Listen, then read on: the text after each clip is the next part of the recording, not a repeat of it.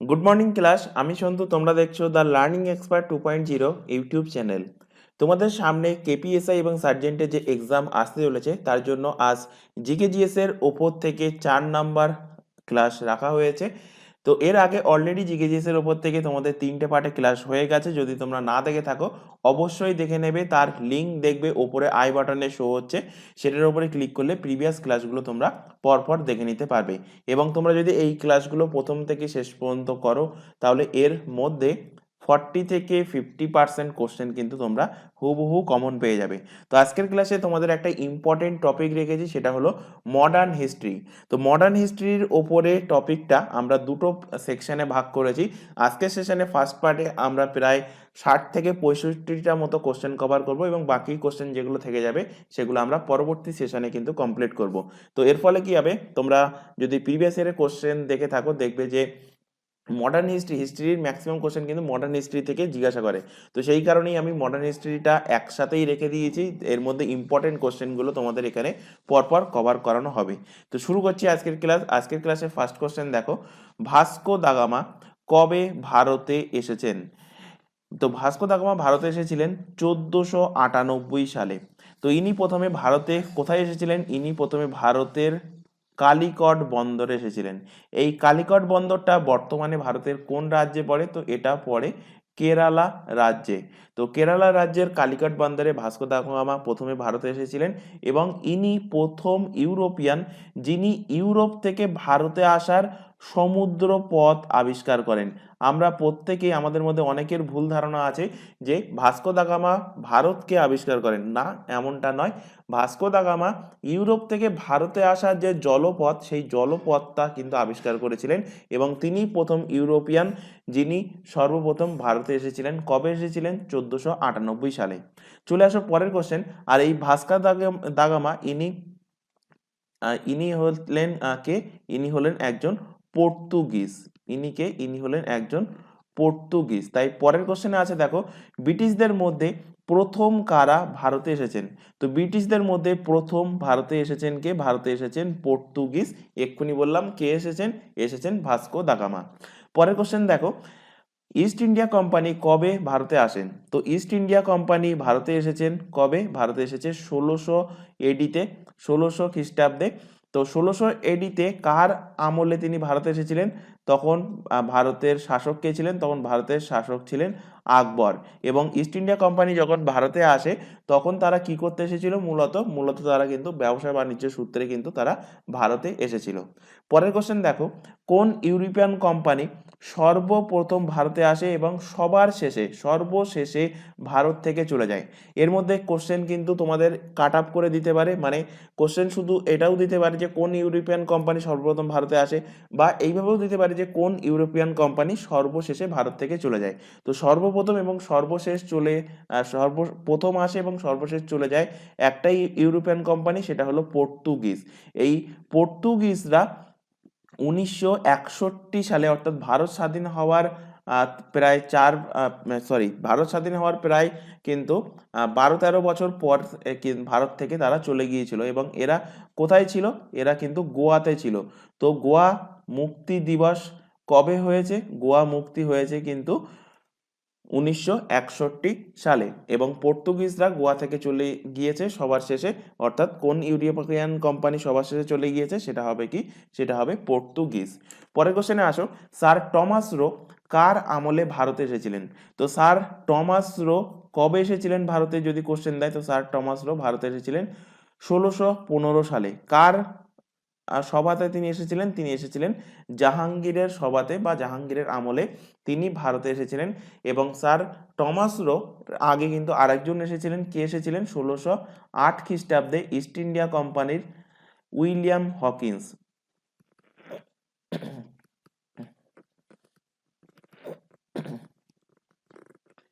কে ভারতে এসেছিলেন? William Hawkins ভারতে এসেছিলেন। William Hawkins. তো এই উইলিয়াম হকিন্স যখন ভারতে এসেছিলেন তিনি জাহাঙ্গীরের দরবার থেকে কিন্তু ইস্ট ইন্ডিয়া কোম্পানির যে ফার্স্ট ফ্যাক্টরি, সেই ফার্স্ট ফ্যাক্টরি গঠন করার যে ফরমান সেটা কিন্তু তিনি জারি করতে পারেননি। এর পরবর্তীতে 1615 সালে স্যার টমাস রো ভারতে আসে এবং টমাস রো জাহাঙ্গীরের কাছ থেকে প্রথম ইস্ট ইন্ডিয়া কোম্পানির ফ্যাক্টরি তৈরির জন্য, ফ্যাক্টরি ওপেন করার জন্য কিন্তু ফরমান পায়। এবং সেই হিসাবে পরের কোশ্চেনে দেখো, ইস্ট ইন্ডিয়া কোম্পানির প্রথম ফ্যাক্টরি কোথায় খোলা হয়েছিল, কোশ্চেন দিয়েছে বহুবার, মোস্ট ইম্পর্টেন্ট কোশ্চেন, প্রিভিয়াস ইয়ারের কোশ্চেন ঘেটে দেখলে দেখবে বহুবার কোশ্চেনটা দিয়েছে। তো ইস্ট ইন্ডিয়া কোম্পানির প্রথম ফ্যাক্টরি তৈরি করা হয়েছিল কোথায়, সুরাটে তৈরি করা হয়েছিল। পরের কোশ্চেনে আসো, কলকাতা কে প্রতিষ্ঠা করে? আশা করি প্রত্যেকেই জানো কলকাতার প্রতিষ্ঠাতা হলেন জব চার্নক। চলে আসো পরের কোশ্চেন, কলকাতায় যে ফোর্ট উইলিয়াম আছে সেই ফোর্ট উইলিয়াম কত সালে প্রতিষ্ঠিত হয়েছিল? তো ফোর্ট উইলিয়াম প্রতিষ্ঠিত হয়েছিল 1700 খ্রিস্টাব্দে। পরের কোশ্চেন দেখো, পলাশির যুদ্ধ কবে হয়? তো পলাশির যুদ্ধ কবে হয়, এই কোশ্চেনটা প্রিভিয়াসের পুলিশের এক্সাম হোক বা আদার্স অন্যান্য কোনো এক্সাম হোক, খুলে দেখবে অনেকবার কিন্তু এক্সামে কোশ্চেনটা দিয়েছে এবং ম্যাক্সিমাম ক্ষেত্রে শুধুমাত্র সালটা জানতে চায়। তবে কোশ্চেন লেভেল এখন যে লেভেলে হার্ড করা হচ্ছে, যে লেভেল এখন কোশ্চেনের পৌঁছে গেছে, সেখান থেকে তোমাদের যদি প্রিপারেশন ভালো করতে হয় তো আমি বলবো ডেটটাও মনে রাখবে, অর্থাৎ 23 জুন 1757 খ্রিস্টাব্দে কিন্তু পলাশির যুদ্ধ হয়েছিল। ডেট সমেত কিন্তু সালটা অবশ্যই মাথায় রাখবে। কার কার মধ্যে হয়েছিল? হয়েছিল ইংরেজ এবং সিরাজউদ্দৌলার মধ্যে। এই যুদ্ধে সিরাজউদ্দৌলা কিন্তু পরাজিত হয়, আর উইনার হয় কে? উইনার হয় কিন্তু ইংরেজরা। ইংরেজের কে প্রতিনিধিত্ব করছিল, বা সেই টাইমে পলাশির যুদ্ধের টাইমে ইংরেজদের গভর্নর কে ছিল? তো ইংরেজদের গভর্নর ছিল রবার্ট ক্লাইভ। রবার্ট ক্লাইভের নেতৃত্বে সিরাজউদ্দৌলার সাথে কিন্তু পলাশিতে যুদ্ধ হয়েছিল এবং সেটা কবে? 23 জুন 1757। এবং এই 1757 পলাশির যুদ্ধের ফলে বাংলার যে ক্ষমতা, সেই ক্ষমতাটা কিন্তু ইংরেজদের হাতে চলে আসে। তবে পুরো ভারতের ক্ষমতা কিন্তু এই পলাশির যুদ্ধের মাধ্যমে আসেনি। পুরো ভারতের ক্ষমতা আসে কোন যুদ্ধের মাধ্যমে? সেটা আসে বক্সারের যুদ্ধের মাধ্যমে। বক্সারের যুদ্ধ কবে হয়েছিল? বক্সারের যুদ্ধ হয়েছিল 23 অক্টোবর 1764 সালে। তাহলে পলাশির যুদ্ধের ডেট মনে রাখতে বলেছি, বক্সারের যুদ্ধের ডেটটাও কিন্তু অবশ্যই মনে রাখবে। এবং দেখতেই পাচ্ছ যে পলাশির যুদ্ধ এবং বক্সারের যুদ্ধ দুটোরই কিন্তু ডেট একই তারিখ, অর্থাৎ 23 তারিখ, শুধুমাত্র মাস এবং সাল আলাদা। তো পলাশির যুদ্ধ হয়েছিল 23 জুন 1757, আর বক্সারের যুদ্ধ হয়েছে 23 অক্টোবর 1764। কার কার মধ্যে হয়েছে? তো ইংরেজদের প্রতিনিধিত্ব করছিল হেক্টর মুন্ডো, আর এদিকে অপোনেন্টে ছিল ট্রাই পাওয়ার, অর্থাৎ ত্রিশক্তি। বাংলাতে একে কি বলা হয়? ত্রিশক্তি। তো ত্রিশক্তির নাম থেকেই বুঝতে পারছো যে তিনটে রাজা এর মধ্যে যুদ্ধ করেছে। তিনটে রাজা কে কে? মীর কাসিম বাংলার নবাব ছিলেন, সুজাউদ্দৌলা অবধের নবাব ছিলেন, আর দ্বিতীয় শাহ আলম ছিলেন মুঘল বাদশাহ। এরা তিনজন মিলে ইংরেজদের বিরুদ্ধে, অর্থাৎ হেক্টর মুন্ডোর বিরুদ্ধে যুদ্ধ করেছিল এবং সেই যুদ্ধেও কিন্তু হেক্টর মুন্ডো অর্থাৎ ইংরেজরা জয়লাভ করেছে। এবং বক্সারের যুদ্ধে জয়লাভ করার পরে ইংরেজরা সম্পূর্ণভাবে ভারতের যে কমান্ড, ভারতের যে তাদের আধিপত্য, সেটা কিন্তু তাদের হাতে, তাদের কন্ট্রোলে চলে আসে এই যুদ্ধে জয়লাভের পরে। চলে আসো পরের কোশ্চেন, টোটাল কতগুলো ইস্ট ইন্ডিয়া কোম্পানি ভারতে এসেছিল? তো ভারতে টোটাল 6টা ইস্ট ইন্ডিয়া কোম্পানি এসেছিল। তো এর মধ্যে এক্ষুনি বললাম সর্বপ্রথম কোন ইউরোপিয়ান এসেছিল? সর্বপ্রথম এসেছিল পর্তুগিজ। কে এসেছিল? পর্তুগিজরা সর্বপ্রথম এসেছিল। পর্তুগিজদের পরেই আসে কিন্তু ব্রিটিশরা, অর্থাৎ যারা আমাদের ভারতে 200 বছর, প্রায় 190 বছর ধরে রাজত্ব করে গেছে, সেই ব্রিটিশরা এসেছিল সেকেন্ড বারে, অর্থাৎ পর্তুগিজদের পরে কিন্তু ব্রিটিশরা আসে। ব্রিটিশদের পরে এসেছিল কারা? ব্রিটিশদের পরে এসেছিল ডাচ, ডাচদের পরে এসেছিল ড্যানিশ, ড্যানিশের পরে এসেছিল ফ্রেঞ্চ, আর ফ্রেঞ্চের পরে সর্বশেষে কে এসেছিল? সুইডেন থেকে সুইডিশরা। তাহলে কটা ইস্ট ইন্ডিয়া কোম্পানি ভারতে আসে? 6টা ইস্ট ইন্ডিয়া কোম্পানি ভারতে আসে। প্রথম কে এসেছে? পর্তুগিজ। সবার শেষে এসেছে সুইডিশরা। তো 6টার নাম এখানে পরপর লিখে দিলাম। এগুলো যদি তোমরা খাতায় নোট ডাউন করতে চাও তো অবশ্যই নোট ডাউন করবে। আর যে কোশ্চেন অ্যান্সারগুলো প্রিন্টেড অবস্থায় আছে সেগুলো অবশ্যই তোমরা টেলিগ্রাম গ্রুপ থেকে পিডিএফ আকারে ডাউনলোড করে নিতে পারবে। কিভাবে ডাউনলোড করবে? এই চ্যানেলের ডেসক্রিপশন বক্সটা ফলো করো, তার মধ্যে দেখবে টেলিগ্রামের লিঙ্ক প্রোভাইড করা আছে, সেটার উপর ক্লিক করলে প্রিভিয়াস যে ক্লাসগুলো হয়ে গেছে বা যে ক্লাসগুলো তোমাদের করানো হচ্ছে প্রত্যেকটা ক্লাসের পিডিএফ তোমরা সেখান থেকে ডাউনলোড করে নিতে পারবে। চলে আসো পরের কোশ্চেন, মহাবিদ্রোহ কবে হয়? মহাবিদ্রোহ হয় 1857 সালে। মহাবিদ্রোহের সময় গভর্নর জেনারেল কে ছিলেন? তো মহাবিদ্রোহের সময় গভর্নর জেনারেল ছিলেন কে? লর্ড ক্যানিং। বহুবার কিন্তু কোশ্চেনটা এক্সামে দিয়েছে। তো অ্যান্সার কি হবে? অ্যান্সার হবে লর্ড ক্যানিং ছিলেন মহাবিদ্রোহের সময় গভর্নর জেনারেল। পরের কোশ্চেন দেখো, এটাও কিন্তু মোস্ট ইম্পর্টেন্ট কোশ্চেন। 1857 সালে মহাবিদ্রোহ কোথা থেকে শুরু হয়েছিল? তো ম্যাক্সিমাম ক্যান্ডিডেট ভুল করে। ম্যাক্সিমাম ক্যান্ডিডেট কি ভুল করে? ভুল করে ব্যারাকপুর থেকে, কারণ ফার্স্ট অপশানেই থাকবে তোমাদের ব্যারাকপুর, এবং ম্যাক্সিমাম ক্যান্ডিডেট এই ব্যারাকপুর মেরে চলে আসে, হয়ে যায় ভুল। কারণ তাদের মাথায় কি আছে? তাদের মাথায় আছে মঙ্গল পাণ্ডে ব্যারাকপুর থেকে এই 1857-এর বিদ্রোহ শুরু করেছিল, তো সেই রেসপেক্টে মানে সেই পার্সপেক্টিভে তারা ব্যারাকপুর মেরে আসে। তো ব্যারাকপুর হবে না, অ্যান্সার হবে মিরাট থেকে মহাবিদ্রোহ কিন্তু শুরু হয়েছিল। কবে শুরু হয়েছিল? 10 মে 1857 সালে। তো কি হয়েছিল একটুখানি ছোট গল্প তোমাদের বলছি। এখানে ফেব্রুয়ারি মাস নাগাদ মঙ্গল পাণ্ডে ব্যারাকপুরের সেনা ছাউনি থেকে তিনি কিন্তু প্রথমে ব্যারাকপুর সেনা ছাউনিতে দুজন ইংরেজ প্রধান ছিলেন, সেই ইংরেজ প্রধানকে গুলি করে হত্যা করেন। গুলি করে হত্যা করার পর মঙ্গল পাণ্ডেকে ধরা হয়। মঙ্গল পাণ্ডে ধরে ইংরেজরা তাকে ফাঁসি দিয়ে দেয়। এরপর ধীরে ধীরে বিভিন্ন রকম বিদ্রোহ, যখন তোমাদের ইতিহাসের ক্লাস পুরো ডিটেলসে পড়াবো সেখানে কিন্তু আমি আলোচনা করব যে কোন কোন ঘটনার প্রসপেক্টিভে মহাবিদ্রোহ হয়েছিল। মহাবিদ্রোহ শুধুমাত্র যে মঙ্গল পাণ্ডে দুজন ইংরেজকে মেরে দিয়েছিল সেটা না, বা বোমের মধ্যে গরু এবং শুয়োরের মাংসের যে চর্বি ছিল এই কারণটাও না। এছাড়া আরো অন্যান্য কারণ আছে, সেগুলো ডিটেলসে যখন এই ইতিহাসের ক্লাস চলবে তখন বোঝানো হবে। তো যাই হোক, এখানে শর্টে বুঝে রাখো যে মঙ্গল পাণ্ডে যখন দুজন ইংরেজকে মেরে দিল, তারপর মঙ্গল পাণ্ডের ফাঁসি হয়ে গেল, এরকম বিভিন্ন কারণ জমা হতে হতে 10 মে তারিখে এসে কিন্তু একটা বিদ্রোহ ক্ষোভ ফেটে পড়ে। সেই বিদ্রোহটা শুরু হয় কোথা থেকে? মিরাট থেকে। সেটাই কিন্তু মহাবিদ্রোহ নামে পরিচিত 1857 সালের। এবং এই মিরাটে যে যে নেটিভ ইনফ্যান্ট্রি সৈন্যরা বিদ্রোহ করেছিল, সেই নেটিভ ইনফ্যান্ট্রির নাম্বার তোমাদের মাথায় রাখতে হবে, অর্থাৎ কোন কোন নেটিভ ইনফ্যান্ট্রি মহাবিদ্রোহের সাথে যুক্ত ছিল। তো 20 নম্বর নেটিভ ইনফ্যান্ট্রি এবং সেকেন্ড নেটিভ ইনফ্যান্ট্রি সৈনিকরা এই বিদ্রোহ মিরাট থেকে শুরু করেছিল। কবে? 10 মে 1857 সালে, অর্থাৎ মহাবিদ্রোহ শুরু হয় কবে? 10 মে 1857। পরের কোশ্চেনটা দেখো, এটা আলোচনা করে দিলাম এক্ষুনি, যে 1857 সালে মহাবিদ্রোহে মঙ্গল পাণ্ডে কোন সেনা ছাউনি থেকে বিদ্রোহ করেন? তো অ্যান্সার কি হবে? ব্যারাকপুর সেনা ছাউনি থেকে। এবং ব্যারাকপুর সেনা ছাউনিতে তিনি কত নেটিভ ইনফ্যান্ট্রির অন্তর্গত ছিলেন? তিনি ছিলেন 34 নম্বর নেটিভ ইনফ্যান্ট্রির অন্তর্গত। পরের কোশ্চেনে আসো, সত্য বিলোপ নীতি কে শুরু করেছিলেন? তো সত্য বিলোপ নীতি শুরু করেছিলেন লর্ড ডালহৌসি। তো লর্ড ডালহৌসি এর কিন্তু সঠিক অ্যান্সার। সত্য বিলোপ নীতিটা কি?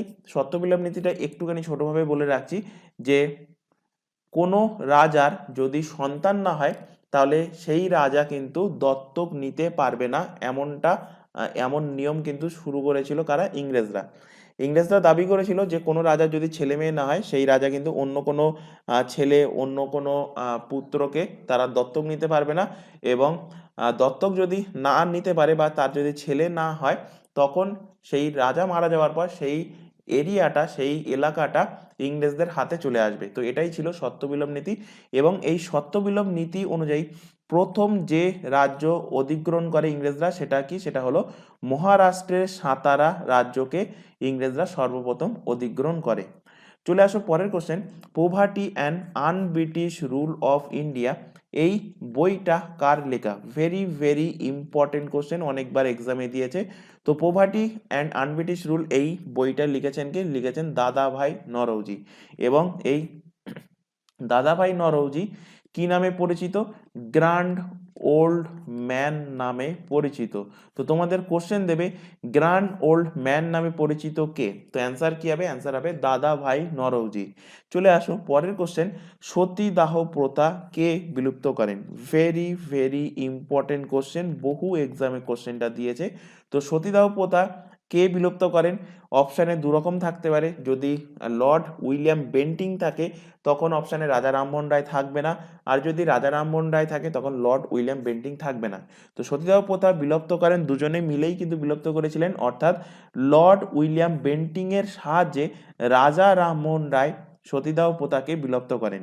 এইভাবে কোশ্চেন দিতে পারে যে সতীদাহ প্রথা কবে বিলুপ্ত করা হয়েছিল? তো এটা বিলুপ্ত করা হয়েছিল 1829 সালে। চলে আসো পরের কোশ্চেন, অধীনতামূলক মিত্রতা নীতি গ্রহণ করা প্রথম রাজ্য কোনটি? তো তার আগে জানো যে অধীনতামূলক মিত্রতা নীতি চালু করেছিল কে? তো অধীনতামূলক মিত্রতা নীতি চালু করেছিল লর্ড ওয়েলেসলি, এবং এই অধীনতামূলক মিত্রতা নীতি অনুসারে সর্বপ্রথম যে রাজ্য আহ এই অধীনতামূলক মিত্রতা নীতি গ্রহণ করেছিল সেটা হলো হায়দ্রাবাদ। আচ্ছা, এখানে তোমাদের একটা ছোট ইনফরমেশন দেওয়ার আছে। তোমাদের এর আগের ক্লাসে দুটো ফ্যাক্ট কিন্তু ভুল বলা হয়েছিল, আমাদের একজন ক্যান্ডিডেট সেটাকে মার্কিং করেছে, তার জন্য তাকে থ্যাংক ইউ। তো সেই ভুল দুটো একটু কারেকশন করে নেবে। একটা বলেছিলাম যে রবীন্দ্রনাথ ঠাকুর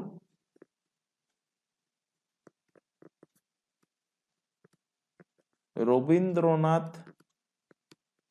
ঠাকুর কবে নোবেল পেয়েছিলেন? তো সালটা ভুল বলা হয়েছিল। তো রবীন্দ্রনাথ ঠাকুর নোবেল পেয়েছিলেন 1913 সালে, গীতাঞ্জলির জন্য কিন্তু তিনি নোবেল পুরস্কারটা পেয়েছিলেন। এছাড়া আরেকটা ভুল ছিল, সেটা হলো যে বলেছিলাম কোশ্চেনটা ছিল যে এর মধ্যে কুচিপুডি ড্যান্স কে করে? তো কুচিপুডি ড্যান্স ফর্ম হবে যামিনী রেড্ডি। যামিনী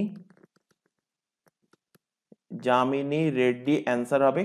অ্যান্সারটা কিন্তু একটু কারেকশন করে নেবে, সেখানে আমি বলেছিলাম দুর্গা দাস কুচিপুডির সাথে রিলেটেড, তো দুর্গা দাস কুচিপুডি নয়, দুর্গা দাস হলো ওডিসি ড্যান্স ফর্মের সাথে যুক্ত। তো এটা কারেকশন করে নেবে। এই কোশ্চেনটা ছিল 10 নম্বর দাগের, এই কুচিপুডির যে কোশ্চেনটা, আর রবীন্দ্রনাথের কোশ্চেনটা কোনো একটা দাগে ছিল, দাগ নম্বরটা খেয়াল আসছে না, তো এটা কারেকশন করে নেবে। এবং এটা ছিল তোমাদের সেট 1 যে ক্লাসটা করিয়েছিলাম ফার্স্ট ক্লাস, সেই সেট 1 ক্লাসের কোশ্চেন দুটো।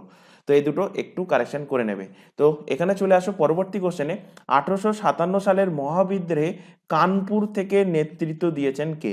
তো কানপুর থেকে নেতৃত্ব দিয়েছিলেন নানা সাহেব। নানা সাহেব কেন কানপুর থেকে নেতৃত্ব দিয়েছিলেন, কেন তিনি বিদ্রোহ করেছিলেন বা কেন তিনি মহাবিদ্রোহে অংশগ্রহণ করেছিলেন? কারণ এই নানা সাহেবের পেনশন যে পেতেন সেই পেনশনটাকে ইংরেজরা বন্ধ করে দিয়েছিল, সেই কারণে নানা সাহেব ক্ষুব্ধ হয়ে মহাবিদ্রোহে যোগদান করেছিল। তো তেমনি এখানে দেখো আরো 6টা পয়েন্ট এখানে লেখা আছে যে ঝাঁসি থেকে কে মহাবিদ্রোহে অংশগ্রহণ করেছিল? তো ঝাঁসির রানী লক্ষ্মীবাই মহাবিদ্রোহে অংশগ্রহণ করেছিলেন। দিল্লি থেকে বাহাদুর শাহ জাফর অংশগ্রহণ করেছিলেন। বিহার থেকে কানওয়ার সিং অংশগ্রহণ করেছিলেন। বারেলি থেকে কানওয়ার সিং একজন কিন্তু জমিদার ছিলেন, তো এনার যে জমিদারিত্ব সেই জমিদারিত্বটাকে ইংরেজরা কেড়ে নিয়েছিল, সেই কারণে কিন্তু কানওয়ার সিং এই বিদ্রোহে অংশগ্রহণ করেছিলেন। বারেলি থেকে খান বাহাদুর খান অংশগ্রহণ করেছিলেন। লখনউ থেকে বেগম হজরত মহল অংশগ্রহণ করেছিলেন। দিল্লিতে এক্ষুনি বললাম, এটা রিপিট হয়ে গেছে। তো দিল্লি থেকে বাহাদুর শাহ জাফর এই মহাবিদ্রোহে অংশগ্রহণ করেছিলেন। তো এখান থেকে এইভাবে কোশ্চেন দিতে পারে যে কানপুর থেকে নেতৃত্ব দিয়েছেন কে, এটার পরিবর্তে দিতে পারে যে লখনৌ থেকে কে নেতৃত্ব দিয়েছেন, বা দিতে পারে হজরত মহল, বেগম হজরত মহল তিনি কোথা থেকে মহাবিদ্রোহের নেতৃত্ব করেছিলেন? তো অ্যান্সার কি হবে? অ্যান্সার হবে লখনৌ, উত্তরপ্রদেশের লখনৌ থেকে। তো পরের কোশ্চেনে আসো, the first Indian war of independence এই বইটা কে লিখেছেন? তো first Indian war of independence বইটা লিখেছেন কার্ল মার্কস। কবে লিখেছেন? 1859 সালে কিন্তু তিনি এই বইটা লিখেছেন। পরের কোশ্চেনে চলে আসো, ভারতের জাতীয় কংগ্রেস কবে প্রতিষ্ঠিত হয়েছিল? মোস্ট ইম্পর্টেন্ট কোশ্চেন, অনেকবার এক্সামে দিয়েছে। তো ভারতের জাতীয় কংগ্রেস প্রতিষ্ঠা হয় কবে? 1885 সালে ভারতের জাতীয় কংগ্রেস প্রতিষ্ঠা হয়। কে প্রতিষ্ঠা করেন? এ ও হিউম, এর ফুল নাম হলো অ্যালান অক্টাভিয়ান হিউম ভারতের জাতীয় কংগ্রেস প্রতিষ্ঠিত করেছিল। কোশ্চেন দিতে পারে ভারতের জাতীয় কংগ্রেস যখন 1885 সালে প্রতিষ্ঠা হয় সেই সময় ভারতে ভাইসরয় কে ছিলেন? তো ভাইসরয় ছিলেন লর্ড ডাফরিন। কোশ্চেন দেবে ভারতের জাতীয় কংগ্রেসের প্রথম অধিবেশন কোথায় আয়োজন করা হয়েছিল? তো ভারতের জাতীয় কংগ্রেসের ফার্স্ট সেশন, প্রথম অধিবেশন আয়োজন করা হয়েছিল বোম্বাইতে। কোশ্চেন এইভাবে দিতে পারে যে ভারতের জাতীয় কংগ্রেসের প্রথম অধিবেশন কোথায় আয়োজন করার কথা ছিল? কোথায় আয়োজন করার কথা ছিল? তো আয়োজন করার কথা ছিল কোথায় ছিল? সেটা পুনেতে, কিন্তু পুনেতে আয়োজন করা হয়নি, কারণ পুনেতে প্লেগ নামক একটা মারণ রোগ ছড়িয়ে পড়ে। সেই কারণে পুনের সেশনটা ক্যান্সেল করা হয়, ক্যান্সেল করে সেই সেশনটা আয়োজন করা হয় কোথায়? বোম্বেতে আয়োজন করা হয়। তো ভারতের জাতীয় কংগ্রেসের প্রথম অধিবেশন কোথায় হয়? সেটা হয় বোম্বাইতে। কত সালে হয়? 1885 সালে এই অধিবেশনটা হয়। এবং এই প্রথম অধিবেশনের সভাপতিত্ব অর্থাৎ প্রেসিডেন্ট কে ছিলেন? প্রেসিডেন্ট ছিলেন উমেশ চন্দ্র ব্যানার্জি, বা কোশ্চেনে এইভাবে শর্টে থাকতে পারে WC ব্যানার্জি। তো উমেশ চন্দ্র ব্যানার্জি ছিলেন জাতীয় কংগ্রেসের প্রথম সভাপতি। চলে আসো পরের কোশ্চেন। এখানে পরপর যে ইম্পর্টেন্ট সেশনগুলো আছে সেইগুলোই শুধুমাত্র তোমাদের রেখেছি, যেহেতু এক সপ্তাহ পরে তোমাদের এক্সাম আসতে চলেছে। তো ইম্পর্টেন্ট আইএনসির সেশনগুলো অর্থাৎ ইন্ডিয়ান ন্যাশনাল কংগ্রেসের সেশনগুলো তোমাদের এখানে রাখা হয়েছে। তো আইএনসি এর সেকেন্ড সেশন অর্থাৎ ইন্ডিয়ান ন্যাশনাল কংগ্রেসের সেকেন্ড সেশন হয় কবে? 1886 সালে। এবং সেকেন্ড সেশন কোথায় হয়? আমাদের কলকাতাতেই হয়েছে। এবং সেই সেশনে সভাপতিত্ব অর্থাৎ প্রেসিডেন্ট কে ছিলেন? প্রেসিডেন্ট ছিলেন দাদাভাই নওরোজি, যাকে বলা হয় grand old man. Third session দেখো, থার্ড সেশন হয় কবে? 1887 সালে। এবং সেটা হয় কোথায়? সেটা হয় মাদ্রাসে। এবং মাদ্রাসে যে থার্ড সেশনটা হয় সেই সেশনে সভাপতি কে ছিলেন? ছিলেন বদরুদ্দিন তায়েবজি। তো এখান থেকে তোমাদের কোশ্চেন দেবে কংগ্রেসের প্রথম মুসলিম প্রেসিডেন্ট কে ছিলেন? তো কংগ্রেসের প্রথম মুসলিম প্রেসিডেন্ট ছিলেন বদরুদ্দিন তায়েবজি। কত নম্বর সেশনে? তৃতীয় নম্বর সেশনে, অর্থাৎ তৃতীয় অধিবেশনে কিন্তু বদরুদ্দিন তায়েবজি প্রেসিডেন্ট ছিলেন, সভাপতিত্ব ছিলেন। ফোর্থ সেশনে চলে আসো। ফোর্থ সেশন হয় কবে? 1888 সালে। কোথায় হয়েছিল? এলাহাবাদে হয়েছিল। বর্তমান এলাহাবাদের নাম পরিবর্তন করে রাখা হয়েছে কি? রাখা হয়েছে প্রয়াগরাজ। তো এই প্রয়াগরাজে সভাপতিত্ব কে করেছিলেন? করেছিলেন জর্জ ইউল। তো এখান থেকে কোশ্চেন দেবে কংগ্রেসের প্রথম ইংরেজ প্রেসিডেন্ট কে ছিলেন? তো কংগ্রেসের প্রথম ইংরেজ প্রেসিডেন্ট ছিলেন জর্জ ইউল। কোথায়, কত নম্বর সেশনে ছিলেন? তিনি ছিলেন ফোর্থ সেশনে। কোথায় হয়েছিল? এলাহাবাদে আয়োজন হয়েছিল। পরের কোশ্চেনে আসো। 1896 সালের সেশন, ইয়ার 1896 সেশন মোস্ট ইম্পর্টেন্ট একটা সেশন, কারণ এই সেশনে সর্বপ্রথম বন্দে মাতারাম গানটা গাওয়া হয়, যেটা আমাদের কিন্তু ন্যাশনাল সং। আমরা ম্যাক্সিমাম ক্যান্ডিডেট গুলিয়ে ফেলি কোনটা ন্যাশনাল সং আর কোনটা ন্যাশনাল অ্যানথেম। তো ন্যাশনাল সং হলো কি? ন্যাশনাল সং হলো বন্দে মাতারাম। আর ন্যাশনাল অ্যানথেম কি? আমাদের ন্যাশনাল অ্যানথেম হলো জনগণ মন। অর্থাৎ বাংলাতে জাতীয় গান বলা হয় বন্দে মাতারামকে, আর জাতীয় স্রোত বলা হয় কাকে? জনগণ মনকে, যেটা লিখেছে রবীন্দ্রনাথ ঠাকুর। এই বন্দে মাতরম গানটা নেওয়া হয়েছে কোন উপন্যাস থেকে? অনেকবার কোশ্চেন দিয়েছে। নেওয়া হয়েছে আনন্দ মঠ উপন্যাস থেকে। এই আনন্দ মঠ উপন্যাস কে লিখেছে? আনন্দ মঠ উপন্যাস লিখেছে বঙ্কিমচন্দ্র চট্টোপাধ্যায়। বঙ্কিমচন্দ্র চট্টোপাধ্যায় এই আনন্দমঠ উপন্যাসটি লিখেছে, যার মধ্যে থেকে বন্দে মাতরম গানটা কিন্তু নেওয়া হয়েছে। এখান থেকে কোশ্চেন দেবে যে এই 1896 সালের এই সেশনে সর্বপ্রথম ন্যাশনাল সং বন্দে মাতরম গাওয়া হয়েছিল। তো কোশ্চেন দেবে প্রথম বন্দে মাতরম গানটা কে গেয়েছিলেন? তো প্রথম বন্দে মাতরম গানটা গেয়েছিলেন রবীন্দ্রনাথ ঠাকুর। আর.এন. টেগর কিন্তু সর্বপ্রথম গানটা গেয়েছিলেন। অবশ্যই কিন্তু মাথায় রাখবে সেশনটা কোথায় হয়েছিল? সেশনটা হয়েছিল কলকাতা। তো কোশ্চেন দেবে বন্দে মাতরম গাওয়া হয়েছিল সর্বপ্রথম কোন সেশনে? তো অ্যান্সার হবে ক্যালকাটা সেশনে। সভাপতি কে ছিলেন? সভাপতির নামটাও মাথায় রাখতে হবে, রাহিমতুল্লাহ সাহানি। চলে আসো পরের কোশ্চেন। বন্দে মাতরম গানটা কে লিখেছেন? এক্ষুনি বললাম বঙ্কিমচন্দ্র চ্যাটার্জি। কোন উপন্যাস থেকে? আনন্দমঠ উপন্যাস থেকে কিন্তু এই গানটা নেওয়া হয়েছে। পরের ইম্পর্টেন্ট সেশন হলো 1905 সালের সেশন। এই 1905 সালের সেশন ইম্পর্টেন্ট কেন? ইম্পর্টেন্ট এই কারণে, এই 1905 সালেই বাংলাকে বিভাজন করা হয়েছিল, অর্থাৎ বঙ্গভঙ্গ হয়েছিল। তো কোশ্চেন দেবে বঙ্গভঙ্গ হয়েছিল কার আমলে, কে ভাইসরয় ছিলেন? ছিলেন লর্ড, ভাইসরয় কে ছিলেন? Lord Curzon. লর্ড কার্জন ছিলেন ভাইসরয়। লর্ড কার্জনের সময় 16 অক্টোবর, এক্সাক্ট ডেট মাথায় রাখতে হবে, 16 অক্টোবর 1905 সালে বঙ্গভঙ্গ হয়েছিল। এবং এই 1905-এর সেশন কোথায় হয়েছিল? বানারসে। কে সভাপতিত্ব করেছিলেন? গোপাল কৃষ্ণ গোখলে সভাপতিত্ব করেছিলেন। চলে আসো পরের কোশ্চেন, কংগ্রেসের নরমপন্থী এবং চরমপন্থী, আচ্ছা এখানে গরমপন্থী লেখা আছে, যাই হোক গরমপন্থী চরমপন্থী একই জিনিস, কোনো বইতে গরমপন্থী থাকে কোনো বইতে চরমপন্থী থাকে, তো যাই হোক কংগ্রেসের নরমপন্থী এবং চরমপন্থী এই দুটো দল কবে ভেঙেছিল? মোস্ট ইম্পর্টেন্ট কোশ্চেন, ভেঙেছিল এটা 1907 সালে। চলে আসো পরের কোশ্চেন, জাতীয় কংগ্রেসের কোন অধিবেশনে আমাদের ন্যাশনাল অ্যানথেম জনগণ মন গানটা প্রথমবার গাওয়া হয়েছিল? তো জনগণ মন এই গানটা প্রথমবার গাওয়া হয়েছিল 1911 সালের সেশনে। কোন অধিবেশনে? ক্যালকাটা অধিবেশনে কিন্তু এই গানটা গাওয়া হয়েছিল। কবে? 1911 সালে। চলে আসো পরের কোশ্চেন, মুসলিম লীগ কবে তৈরি হয়েছিল? তো মুসলিম লীগ তৈরি হয় 1906 সালে। 1906 সালে কিন্তু তৈরি হয়েছিল কে? মুসলিম লীগ। এই কমিটিটা কিন্তু তৈরি করা হয়েছিল। পরের কোশ্চেনে আসো, কংগ্রেসের প্রথম মহিলা প্রেসিডেন্ট কে ছিলেন? তো কংগ্রেসের প্রথম মহিলা প্রেসিডেন্ট ছিলেন অ্যানি বেসান্ট। কিন্তু যদি কোশ্চেন দিত যে কংগ্রেসের প্রথম কংগ্রেসের প্রথম ভারতীয় মহিলা প্রেসিডেন্ট কে ছিলেন? কংগ্রেসের প্রথম ভারতীয় মহিলা প্রেসিডেন্ট কে ছিলেন? তো তখন অ্যান্সার কি হবে? তখন অ্যান্সার হবে সরোজিনী নাইডু। সরোজিনী নাইডু ছিলেন কংগ্রেসের প্রথম ভারতীয় মহিলা প্রেসিডেন্ট।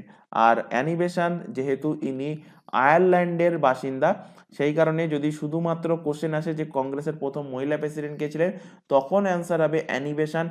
আর যদি কোশ্চেন দেয় প্রথম ভারতীয়, স্পেসিফিক করে দেয় ভারতীয় দিয়ে, তখন অ্যান্সার হবে সরোজিনী নাইডু। ইনি কত সালের সেশন? ইনি 1925 সালের সেশনে কিন্তু সভাপতিত্ব করেছিলেন।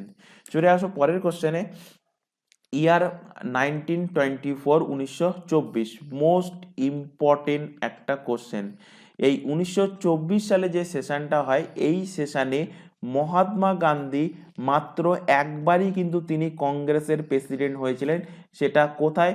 সেটা হয়েছিলেন বেলগাঁও, বা অনেক সময় অপশানে বেলগ্রাম দেওয়া থাকে।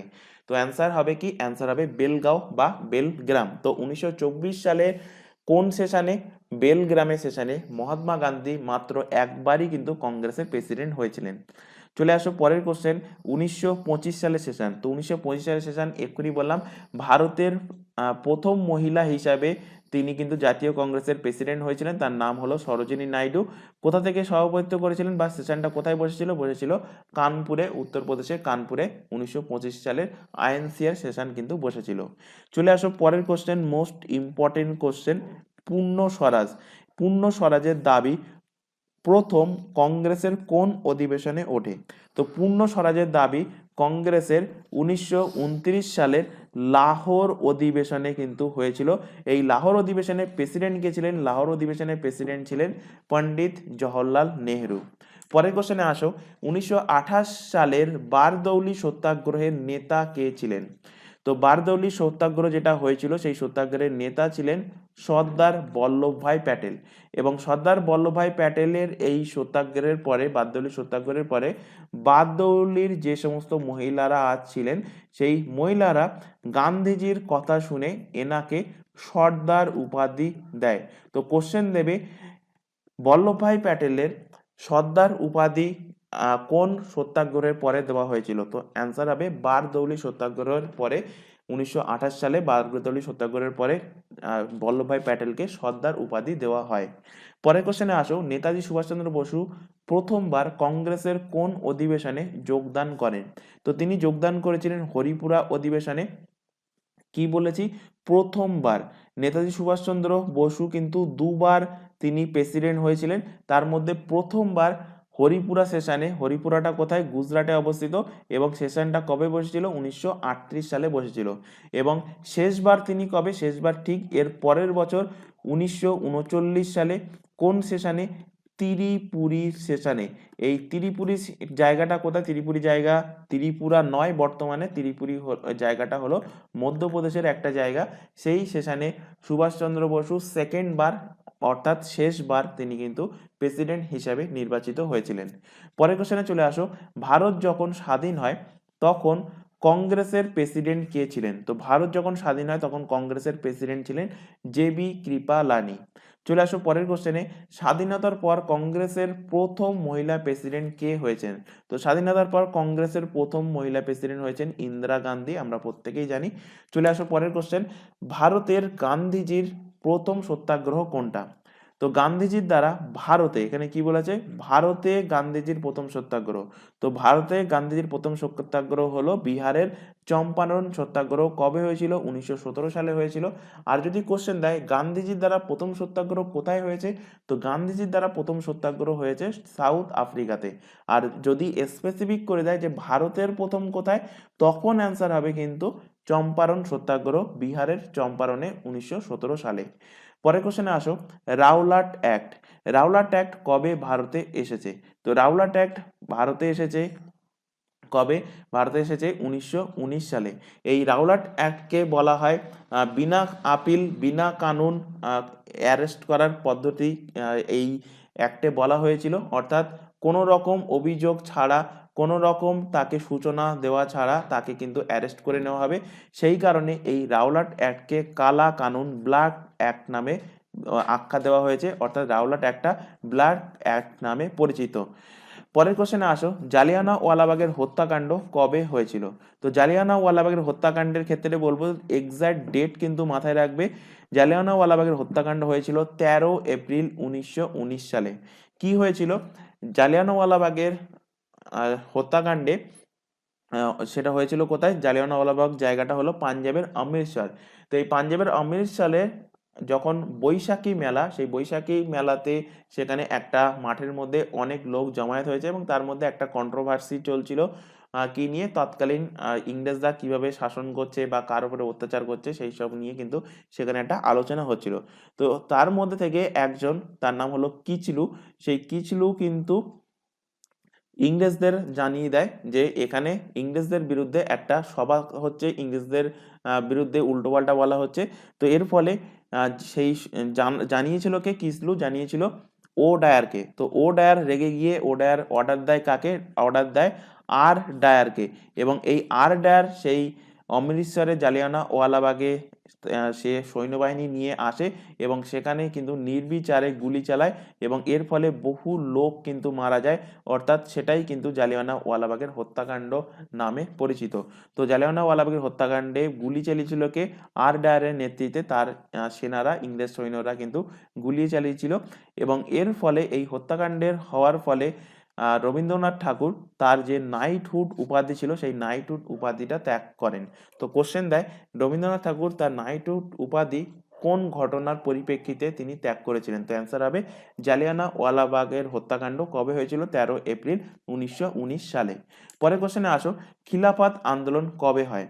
তো খিলাফত আন্দোলনও কিন্তু হয়েছিল 1959 সালে। খিলাফত আন্দোলন থেকে মোস্ট ইম্পর্টেন্ট যে কোশ্চেনটা তোমাদের দেবে, খিলাফত আন্দোলনের প্রমুখ নেতা কে ছিলেন? তো খিলাফত আন্দোলনের প্রমুখ নেতা অনেক সময় অপশনে থাকবে আলী ব্রাদার্স, আলী ভাইরা, অথবা অনেক সময় অপশনে তাদের নাম দিয়ে দেবে। তাদের নাম কি? নাম হলো মোহাম্মদ আলী, আরেকজন হলো শওকাত আলী। তো এই দুজন খিলাফত আন্দোলনের কিন্তু ছিলেন প্রমুখ নেতা। চলে আসো পরের কোশ্চেনে, অসহযোগ আন্দোলন কবে শুরু হয়? তো অসহযোগ আন্দোলন শুরু হয় 1 আগস্ট 1920 সালে। পরের কোশ্চেন দেখো, কেশরী ই ইন্দ এই উপাধিটা কার? এই উপাধিটা কিন্তু মহাত্মা গান্ধীর। মোস্ট ইম্পর্টেন্ট কোশ্চেন, বহুবার কিন্তু এক্সামে দিয়েছে। পরের কোশ্চেনে চলে আসো, চৌরি চৌরার ঘটনা কবে হয়েছিল? তো অনেক সময় সাল জানতে চায়, অনেক সময় ফুল ডেট, অর্থাৎ 4 ফেব্রুয়ারি 5 ফেব্রুয়ারি, 6 ফেব্রুয়ারি, 7 ফেব্রুয়ারি, এইভাবে কিন্তু অপশান সাজানো থাকে। তো অ্যান্সার কি হবে? অ্যান্সার হবে চৌরি চৌরা ঘটানো হয়েছিল 4 ফেব্রুয়ারি 1922 সালে। কোথায় এই চৌরি চৌরা জায়গাটা? এটা কিন্তু উত্তরপ্রদেশে অবস্থিত। উত্তরপ্রদেশের কোথায়? উত্তরপ্রদেশের গোরখপুরে এটা অবস্থিত। চলে আসো পরের কোশ্চেন। স্বরাজ পার্টি কে গঠন করে? তো স্বরাজ পার্টি গঠন করে CR দাস অর্থাৎ চিত্তরঞ্জন দাস। কত সালে গঠন করে? 1923 সালে কিন্তু স্বরাজ পার্টি গঠন করে। পরের কোশ্চেনে আসো, সাইমন কমিশন কবে ভারতে এসেছিলেন? তো সাইমন কমিশন ভারতে এসেছিলেন 1928 সালে। তার আসার কথা ছিল কিন্তু 1929 সাল নাগাদ, কিন্তু টাইমের 1 বছর আগে কিন্তু তিনি ভারতে চলে এসেছিলেন। তো কবে এসেছিলেন? জাস্ট সালটা মাথায় রাখবে, 1928 সালে তিনি ভারতে এসেছিলেন। পরেরটা মোস্ট ইম্পর্টেন্ট কোশ্চেন, লবণ সত্যাগ্রহ কবে শুরু হয়েছিল? কোথা থেকে শুরু হয়েছিল? তো লবণ সত্যাগ্রহ 1930 সালে শুরু হয়েছিল। কোথায়? ডান্ডি অভিযানের দ্বারা কিন্তু লবণ সত্যাগ্রহ শুরু হয়েছিল। পরের কোশ্চেনে আসো, গান্ধীজি তার ডান্ডি অভিযান শুরু করেন কোন আশ্রম থেকে? Most important question. তো গান্ধীজি তার ডান্ডি অভিযান শুরু করেছিলেন সবরমতী আশ্রম থেকে। কবে শুরু করেছিলেন? 12 মার্চ 1930 সালে কিন্তু তিনি সবরমতী আশ্রম থেকে ডান্ডি অভিযানের জন্য কিন্তু রওনা দিয়েছিলেন। পরের কোশ্চেনে আসো, প্রথম গোল টেবিল বৈঠক কবে আয়োজন করা হয়? তো প্রথম গোল টেবিল বৈঠক আয়োজন করা হয় 1930 সালে। সেকেন্ড গোল টেবিল বৈঠক হয় 1931 সালে। আর থার্ড গোল টেবিল বৈঠক হয় কবে? 1932 সালে। তো প্রথম যে গোল টেবিল বৈঠক, সেই প্রথম গোল টেবিল বৈঠকে কিন্তু কংগ্রেস অংশগ্রহণ করেনি। তো প্রথম গোল টেবিল বৈঠকে কোশ্চেন দেবে যে কোন গোল টেবিল বৈঠকে কংগ্রেস অংশগ্রহণ করেনি? অ্যান্সার হবে প্রথম গোল টেবিল বৈঠকে কংগ্রেস অংশগ্রহণ করেনি। কিন্তু এই যে 3টে গোল টেবিল বৈঠক হলো, এক্ষুনি বললাম, এই 3টে গোল টেবিল বৈঠকেই B.R. আম্বেদকর কিন্তু অংশগ্রহণ করেছিল। অর্থাৎ প্রতিটা গোল টেবিল বৈঠকে B.R. আম্বেদকর কিন্তু সেখানে প্রেজেন্ট ছিলেন। পরের কোশ্চেন দেখো, গান্ধী আরউইন চুক্তি কবে হয়? তো এই প্রথম গোল টেবিল বৈঠকে কংগ্রেস যেহেতু অংশগ্রহণ করেনি, কংগ্রেস অংশগ্রহণ না করায় আরউইন গান্ধীজির সাথে চুক্তি করে যাতে করে গান্ধীজি সেকেন্ড গোল টেবিল বৈঠকে অ্যাটেন্ড করে। তো সেই কারণে গান্ধী আরউইন চুক্তি হয়। কবে হয়? 5 মার্চ 1931 সালে গান্ধী আরউইন চুক্তি হয়েছে। পরের কোশ্চেনে চলে আসো, পুনা চুক্তি। পুনা চুক্তি কবে হয়? পুনা চুক্তি হয় 1932 সালে কিন্তু পুনা চুক্তি হয়। কার কার মধ্যে হয়েছিল? কোশ্চেন দেবে। তো পুনা চুক্তি হয়েছিল গান্ধীজি এবং B.R. আম্বেদকরের মধ্যে। কোথায় হয়েছিল? ওয়ার্ধা জেলে। ওয়ার্ধা জেল কোথায় অবস্থিত? ওয়ার্ধা জেল পুনেতে। পুনে কোথায়? মহারাষ্ট্র। তো পুনেতে কিন্তু অবস্থিত ওয়ার্ধা জেল। এই ওয়ার্ধা জেলে গান্ধীজি এবং B.R. আম্বেদকরের মধ্যে পুনা চুক্তি হয়েছিল। তো তোমাদের কোশ্চেন দিয়েছিল একটা এক্সামে, পুনা চুক্তি কোন জেলে হয়েছিল? তো ফার্স্ট অপশনে ছিল তিহার, ওয়ার্ধা, এইভাবে কিন্তু অপশনগুলো ছিল। তো অ্যান্সার হবে ওয়ার্ধা জেলে পুনা চুক্তি হয়েছিল। পরের কোশ্চেনে আসো, আগস্ট প্রস্তাব কবে ভারতে আসে? তো আগস্ট প্রস্তাব ভারতে আসে 1940 সালে। তো 1940 সালে যখন আগস্ট প্রস্তাব ভারতে আসে, আগস্ট প্রস্তাবে কি বলা হয়? বলা হয়, তার আগে একটু জেনে নাও যে এই আগস্ট প্রস্তাব ভারতে আসে কবে বললাম? 1940। তো এর জাস্ট আগের বছরে 1939 সালে দ্বিতীয় বিশ্বযুদ্ধ কিন্তু শুরু হয়েছিল। তো দ্বিতীয় বিশ্বযুদ্ধ যেহেতু শুরু হয়, তার ফলে ইংরেজ সৈন্যরা সেখানে ব্যস্ত হয়ে যায়। তো ইংরেজরা দেখতে থাকে, দেখে যে যদি ভারতীয়রা ইংরেজদেরকে সাপোর্ট না করে তাহলে কিন্তু ইংরেজরা সেই যুদ্ধে পরাজয় হবে। সেই কারণে আগস্ট প্রস্তাবে একটা প্রস্তাব আনা হয়, বলা হয় যদি ভারতের সৈন্যরা বা ভারতীয়রা যদি এই যুদ্ধে, দ্বিতীয় বিশ্বযুদ্ধে যদি ইংরেজদেরকে সাপোর্ট করে তাহলে ভারতকে স্বাধীন করার কথা ভাবা হবে।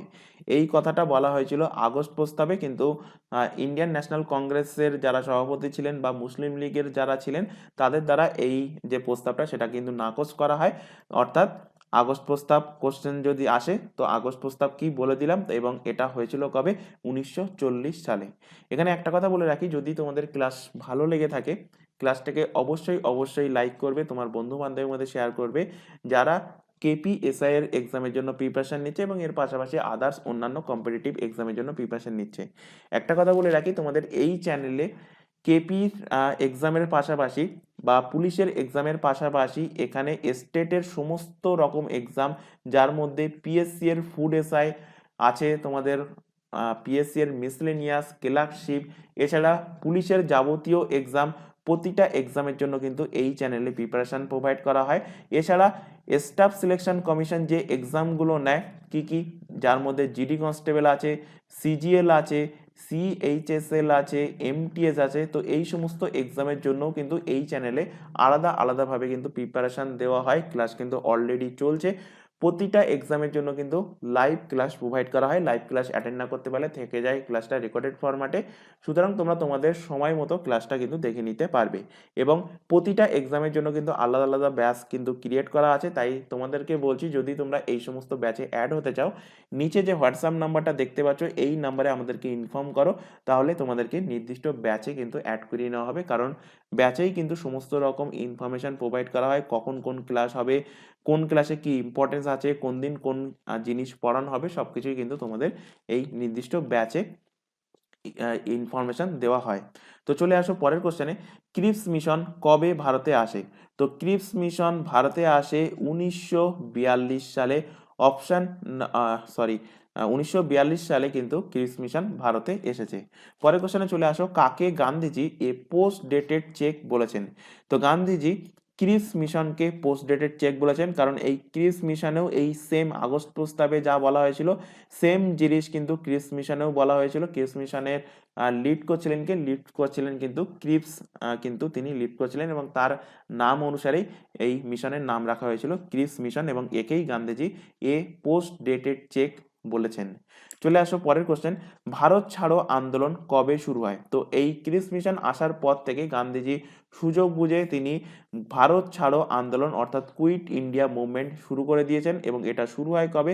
9 আগস্ট 1942 সালে কিন্তু এই কুইট ইন্ডিয়া মুভমেন্ট শুরু হয়, এবং এই আন্দোলনেই গান্ধীজি ডু অর ডাই এই স্লোগানটা দিয়েছে, অর্থাৎ করো অথবা মরো।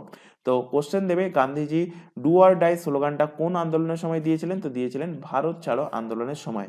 পরের কোশ্চেনে আসো, ভারতের সংবিধান সভা গঠনের কথা বলা হয়েছে কোন মিশনে? তো এটা বলা হয়েছে ক্যাবিনেট মিশন। ক্যাবিনেট মিশনে কে সভাপতি ছিলেন? কোশ্চেন দিতে পারে। তো ক্যাবিনেট মিশনের সভাপতি ছিলেন প্যাথিক লরেন্স। কে ছিলেন? প্যাথিক লরেন্স ছিলেন সভাপতি। এছাড়া এই ক্যাবিনেট মিশনের 3জন মেম্বার এসেছিলেন। 3জন মেম্বারের মধ্যে সভাপতি ছিলেন কে? Pethick Lawrence. আর বাকি দুজনের মধ্যে একজন ছিলেন ক্রিপস, যিনি অলরেডি আগে ভারতে এসেছিলেন, এবং আরেকজন কে ছিলেন? আরেকজন ছিলেন এ.ভি. আলেকজান্ডার। তো অনেকবার কোশ্চেনটা দিয়েছে তোমাদের এক্সামে, আলোচনা করে দিলাম, অবশ্যই মাথায় রাখবে। কোশ্চেন এইভাবে দেবে যে ক্যাবিনেট মিশনের সভাপতি কে ছিলেন? সভাপতি ছিলেন প্যাথিক লরেন্স, অর্থাৎ হেড কে ছিলেন, প্রধান ছিলেন কিন্তু প্যাথিক লরেন্স। এবং কতজন মেম্বার ছিল ক্যাবিনেট মিশনের? 3জন মেম্বার ছিল। কে কে? Pethick Lawrence, Cripps and A V. Alexander. কবে এসেছিল ভারতে? 24 মার্চ 1946 সালে ভারতে এসেছিল। এবং এই ক্যাবিনেট মিশন অনুযায়ী কিন্তু আমাদের ভারতের যে গণপরিষদ, সেই গণপরিষদটা গঠন করা হয়েছিল, যেখানে বলা হয়েছিল গণপরিষদ গঠন করার জন্য 389 সদস্য কিন্তু থাকতে হবে। চলে আসো পরের কোশ্চেন, মাউন্টব্যাটেন প্ল্যান কবে ভারতে আসে? তো মাউন্টব্যাটেন প্ল্যান ভারতে আসে 3 জুন 1947 সালে। পরের কোশ্চেনে আসো, এবং আজকের ক্লাসের লাস্ট কোশ্চেন, স্বাধীনতার পর ভারতের প্রথম গভর্নর জেনারেল কে ছিলেন? তো স্বাধীনতার পর ভারতের প্রথম গভর্নর জেনারেল ছিলেন লর্ড মাউন্টব্যাটেন। যদি কোশ্চেন দিত, স্বাধীনতার পর ভারতের শেষ গভর্নর জেনারেল, ভারতের শেষ গভর্নর, ভারতের শেষ গভর্নর জেনারেল কে ছিলেন? তখন অ্যান্সার কি হবে? তখন অ্যান্সার হবে চক্রবর্তী রাজা গোপালাচারী।